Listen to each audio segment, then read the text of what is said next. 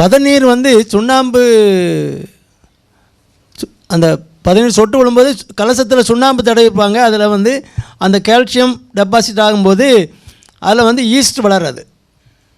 ஈஸ்ட்டுங்கிறது நம்ம தெரிஞ்சிருக்கோம் எல்லாருக்கும். ப்ரெட்டிலலாம் ப்ரெட்டு செய்கிறதுக்கு ஈஸ்ட் வேணும். அது ஒரு பூஞ்சணும். அது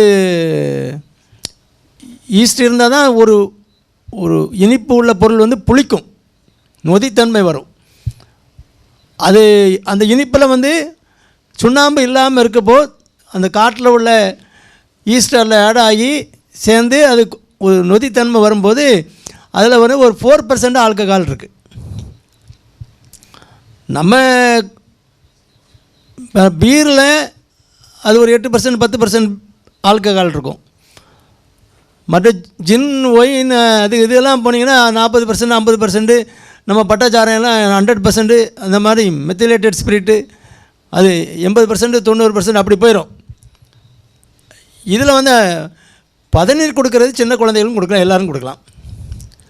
மற்றபடி சாரையும் குடிக்கிறவனை விட கல் குடிக்கிறவன் நல்லா பாதுகாப்பாக இருக்கான்னு அர்த்தம். கல் குடிக்கிறாங்களே அதில் 4% தான் ஆல்கஹால் இருக்குது, ஈஸ்ட் இருக்குது, ஸ்டார்ச் இருக்குது. அவனுக்கு ஒரு நியூட்ரிஷியஸ் ஃபுட்டும் கூட, நல்ல ஒரு உணவும் கூடாது.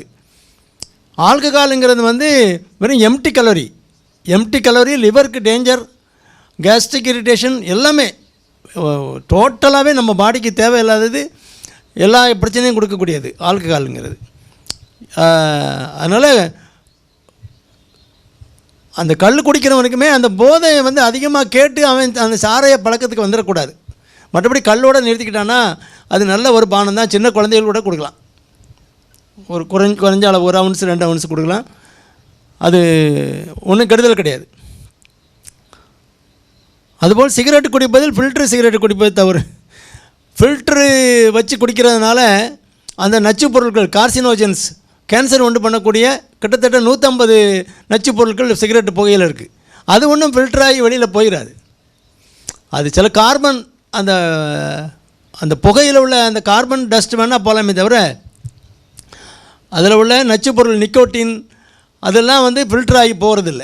நிக்கோட்டின் வந்து இட்ஸ் எ டிபெண்டன்ட். நீங்கள் மீண்டும் அந்த சிகரெட்டையே தேடுறான்ல, அது வந்து பிரெயினை வந்து அடிக்ட் ஆக்குறது வந்து நிக்கோட்டின். அதெல்லாம் ஃபில்டரில் நிற்க போகிறதில்ல.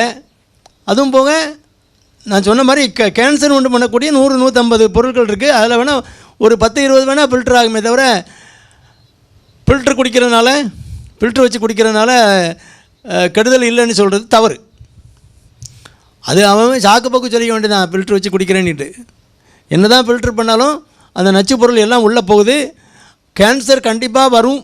ஏதோ ஒரு வகையில் நீங்கள் குடிச்சிட்டு ஒரு 10 வருஷம் குடிச்சிட்டு நிப்பாட்டினா திரும்ப 10 வருஷம் கழித்து கூட கேன்சர் வரக்கான வாய்ப்பு இருக்குது.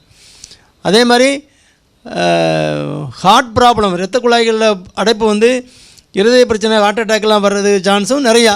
இதெல்லாம் ப்ரூவ்டு ஃபேக்ட். இதை வச்சுக்கிட்டு நீங்கள் நான் ஃபில்ட்ரு போட்டு தான் குடிக்கிறேங்கிறது அது பைத்தியக்காரத்தனம்.